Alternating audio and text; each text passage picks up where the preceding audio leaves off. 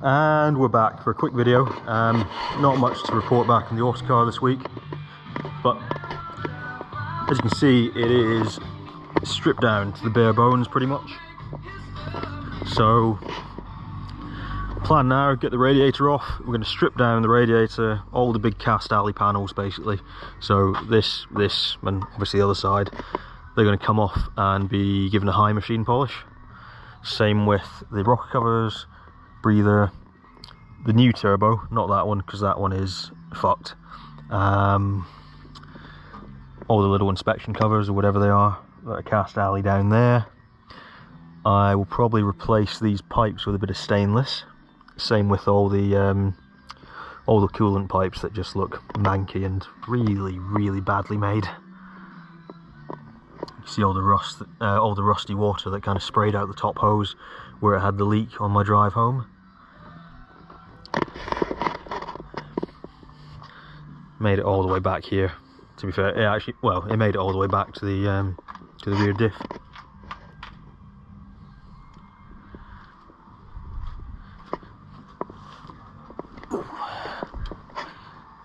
And amazingly, on one belt that wasn't really doing much as well on the alternator, because I can spin that. But she made it home. While the engine's being done also, we'll do new blower seals, gaskets, the blower will get a polish. This bearing here has a little bit of play in it, although I'm not too sure how much of that is gears in the unit and bearing. There's a tiny bit of fore and aft play though. I don't know if it was picked up in the video. Exhaust, yeah. So this explains why I only get smoke out of one stack, because that's a really shit design. Doesn't really scavenge, does it? So this will be replaced by a proper Y piece. Obviously when we stretch the cab, these are going to move anyway, so I'll probably cut this here, bend it back in under the chassis, well above the drive shaft, and then where it pops out for the new sets, well for the stacks, I'll have a proper Y piece made, or if I can find one, buy it off the shelf.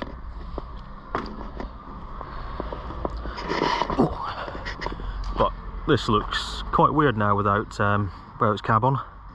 If it was a cab over, it'd be quite a long truck, but as a conventional it's tiny. So I'd say with the sort of 3 meter stretch, or two, no, yeah, we might not go above 3, but 3 max, where that rusty mark is, to be fair, sort of there. Yeah, it'll make this a lot better looking proportionally, especially once it's got the sleeper cab on the back.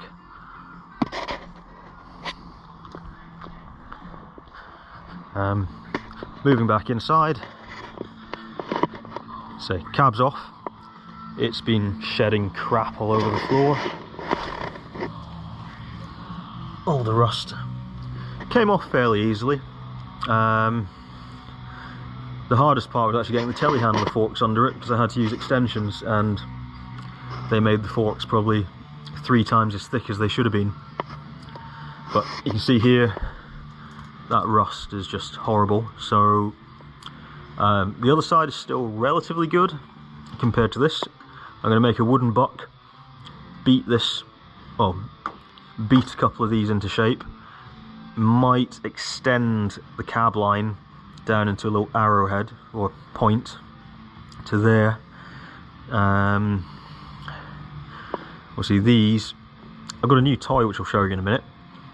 These are being replaced because they are rusty, and I'm going to have to take them off anyway to get to the inner structure. I'm going to do some nice patterned ones of these, so I'll bead roll something into them. Not sure what yet. Just a little pattern so it doesn't look so bland. Back to where we're going to stretch it. So here, where it's going to be cut and stretched, means obviously we're going to have to redo the gutter, but See, that's knackered. It's all crusty, all falling apart and full of filler. See the filler there. Floor, so that's going to get redone. It had, obviously that little repair, the big repair patch was just hiding that, so I'm going to rip this all out, make a box section steel frame for this cab to replace the current one, and the box section steel frame will be the complete length of the cab and sleeper. So in a couple of weeks maybe, or maybe towards the end of next week, depending on how much time I get between customer cars, I will build the frame, because I got another new toy which is at the back of the shop, specifically for doing box section. And I do also need to build a new dash, so the plan is got a sheet of 1.6mm brass. We're going to use Autometer classic style gauges and run a shitload more gauges, so one for each individual cylinder head, one for radiator temperature, oil, so we have 2 oil pressures, one coming off the front and the back of the engine. You see air pressure, brake pressure, stuff it didn't have, it doesn't really need, but it's nice to have. The speedo and the tachometer are also worn out, so I don't want to mess about fixing them because it's going to be more aggro than it's worth. I'm going to put in an Autometer one again, just a GPS speedo and a tach. Real hard finding a tach that only goes up to 3000 RPM, so I've opted for a digital one. It will look slightly out of place, but not at the same time with the colour combo I'm going with. On top of that, these will be replaced. So these are the brake switches, front and the 2 rear axles.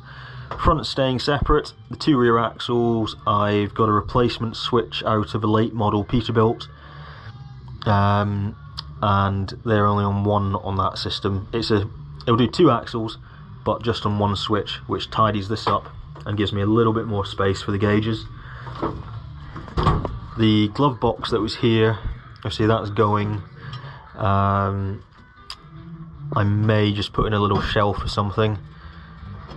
All the wiring behind here, that's going. The heater, that's going.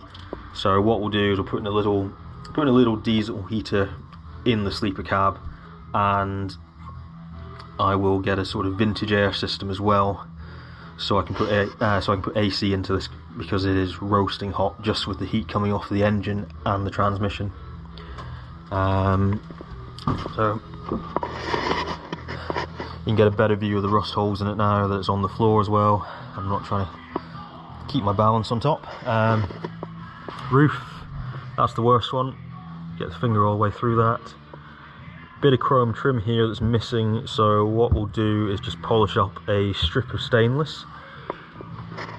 The wipers, so they do move, and if you watch that spindle on the motor and the linkage in there, it's all free. So Land Rover series motor, 85-degree sweep, so we'll reset this back to where it should be. That should be down there somewhere, same as that. That should be down a little further. It will go if you force it, but it's because this is a bit, I don't know what's up with this, but it's not going back on. So yeah, we'll replace that with 12-volt system. Obviously all air lines are going to be replaced. They're the originals. That there is the ether system, so that bracket's going to go. But obviously it leaves space inside the engine bay for a canister of some sort, so I'll just put there just in case the engine ever has any problems. I'm going to put a big CO2 fire extinguisher, plumb that into the air intake system, and in the event the engine has something go wrong, fingers crossed it doesn't, that'll just pump straight CO2 straight in through the turbo inlet and starve the engine, so it cuts out. Obviously electrics on this side, that's the heater valve stuck. I'm pretty sure it's stuck open as well, which might explain why it was so damn hot on my drive back. Starter solenoid, that'll go, we'll move that inside the cab, just try and do a complete clean firewall, or as clean as possible. Just have the air lines. Obviously electric horn, that can fuck off, don't want it. Cab marker lights, these are actually plastic, so they're going to go. I'm going to find some nice glass ones. Might get the torpedo style, because you can buy the torpedo glass ones new still. That beacon's going. My slimline LED one should arrive later this week, and basically it's going to be, the slimline LED one is the same width, but it's only the height of the black trim piece there, which means you won't really see it, and it's super bright. Horns, they are staying. I'll probably move them inboard. And I've also got a set of 37.5-inch horns, so these 22s will go next to a set of 37.5s. So we're on 4 horns on the top at max air pressure, so full 120 psi. Got a new chain pull as well. That valve is stuck shut, so new chain pull. So I don't want it on the steering wheel. It's not right. It's a big rig. Didn't show you this last time. This is the oil cooler. So I was driving back and we had a leak from somewhere in the engine bay. That wasn't just the top radiator hose.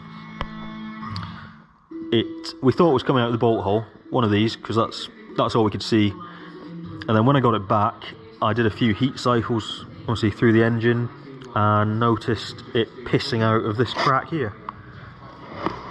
You see that it runs pretty much all the way around. So this, we're going to try and weld this. A friend does nickel welding. He's going to give it a go. If that doesn't work, I do have a new one lined up, or the option of remaking this out of alley. Could bypass it completely, but it's one of them. You know, I could change this out, just buy some plate, make some fittings and have an air-to-air oil cooler, but I already got this, so may as well try and make it work. Oh, the doors. So these had a lot of fibre fill in them. You can see, I don't know if it comes out properly, but there's about a 1/4 inch of fibre fill in there, all the way around, that made them look solid. And then in some places they just use normal Bondo instead, especially down the bottom of the doors. That was super thick there, probably 1/8 of an inch. Fibre fill where that bad weld repair is, that's all been chipped out. Probably just going to end up having a new set of skins made for this by a friend of mine who's a panel beater. The same friend who's going to be doing the cab repairs, or the roof repair and the stretch. So I'm gonna do the heavy panels on the floor and as much of the cowl as possible. Passenger door isn't quite so bad, but the window situation. So I had no windows when I was driving back. This one was stuck down, partially stuck down. It was sort of about there. It's now fully down. Turned out it just wanted to be an angle for the window mechanism to work. The driver's one, on the other hand, totally rusted out, which is why the glass was just in the door. That's the window channel that the glass is meant to sit in. So to combat that, I've got a set of universal hot rod style flat glass electric windows. Just obviously the motor, regulator and window channels, guides, etc. So do something with that. That's pretty much it on the truck, just the toys. So picked up a new chop saw. We'll use that for making the frame for the truck cab, sorry. That'll probably end up being 50 by 50 box. Bead roller. This is what I'm looking forward to using. It's a CMZ rated for 2.5mm mild steel, so I'll be able to do some really thick floor panels for it. The floor is already 2mm, but 2mm with a bead roll will look a hell of a lot nicer. And I'm not going to do much other than paint the floors. I'll sound deaden them from the underside with lizard skin instead, so you can see the nice pattern in the floors, or I can see the nice pattern in the floors, which is the main thing. Yeah, been looking for one of these for a while. This one turned up at the right money, had some dies with it as well, including 3 different sets of these style for making, well, essentially, I don't know how you describe it, but you know, putting the grooves and stuff, like, well, like this.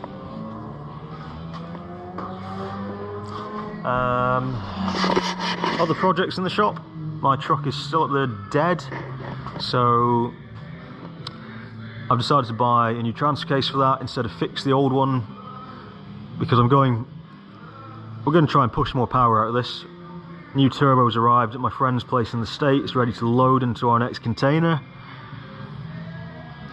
and I'm going to get a trail-worthy transfer case, which are what the big rock bouncers like Tim Cameron uses, so they're pretty much indestructible.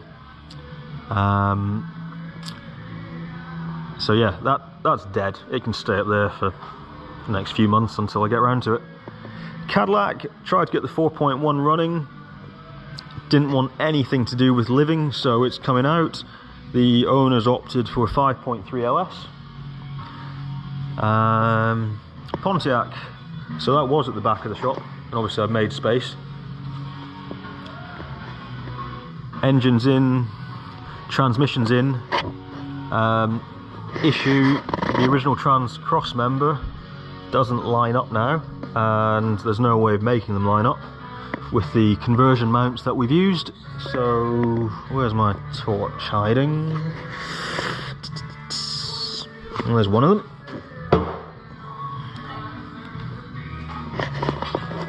There's not enough movement in that mount to push it back 2 3/4 inches, which is what it needs. So I'm going to make a new tubular cross member for this, because this one is kind of multiple pieces of heavy gauge plate. So do a nice tubular one.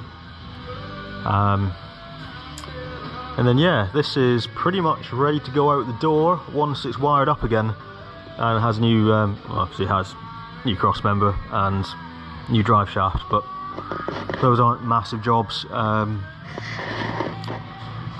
LS on carb. We've got the manifolds pre-flipped. You can see them there, I think.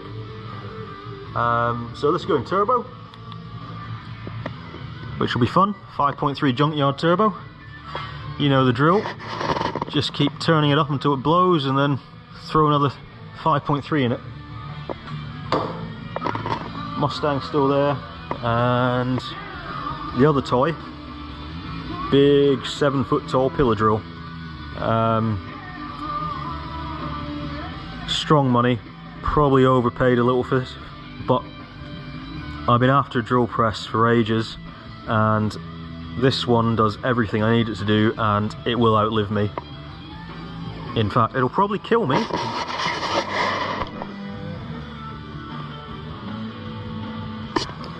But, you know, big industrial thing.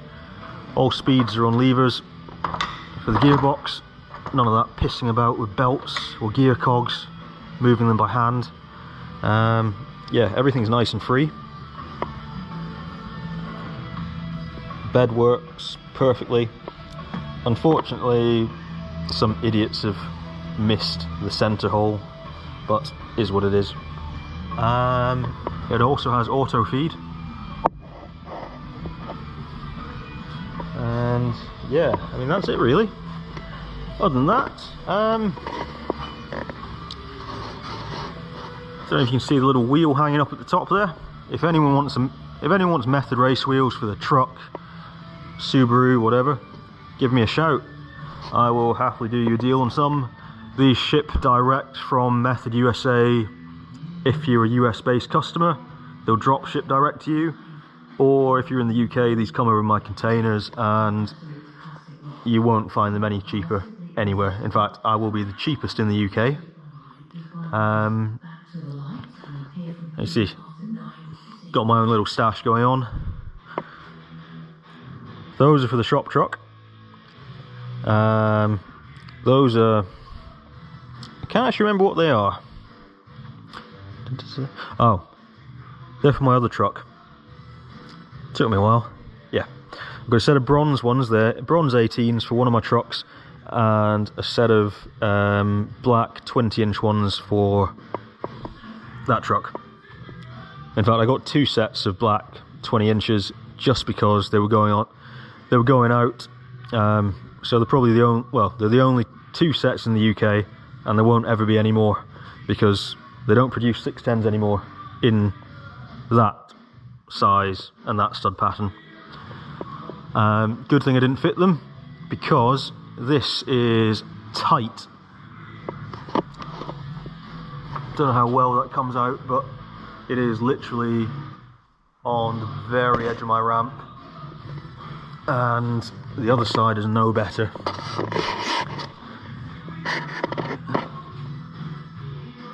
So those wheels are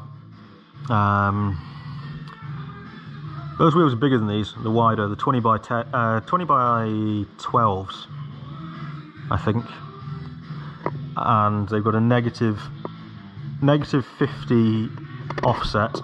So we're going to be coming out even further than these, on 37 by 14.5 inch tyres.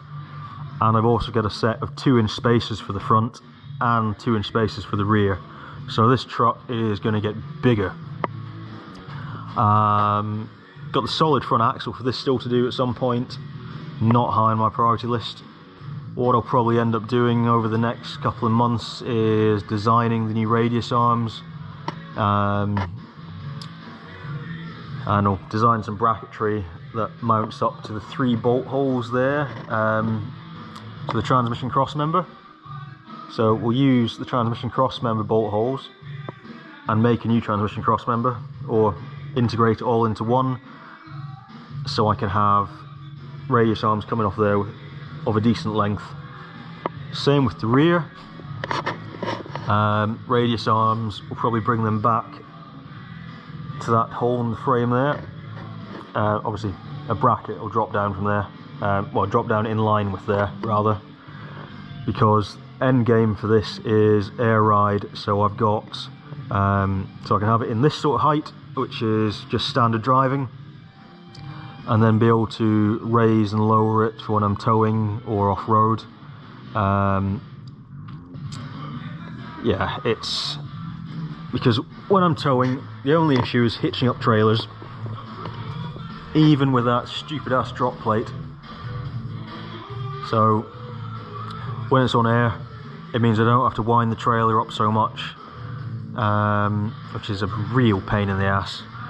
Got a new Bateson 20 by 7.5 foot coming, which is going to be a pig to mount up to this, just due to the size and weight of it, especially when, especially if it's got a full-size pickup on there as well. Yeah, other than that, that's it for today. Might do another video later this week if I get around to doing the cab chassis, essentially, cab frame and body panels. If not, there'll be an update next week, as I will probably run out of parts for vehicles. So, see ya!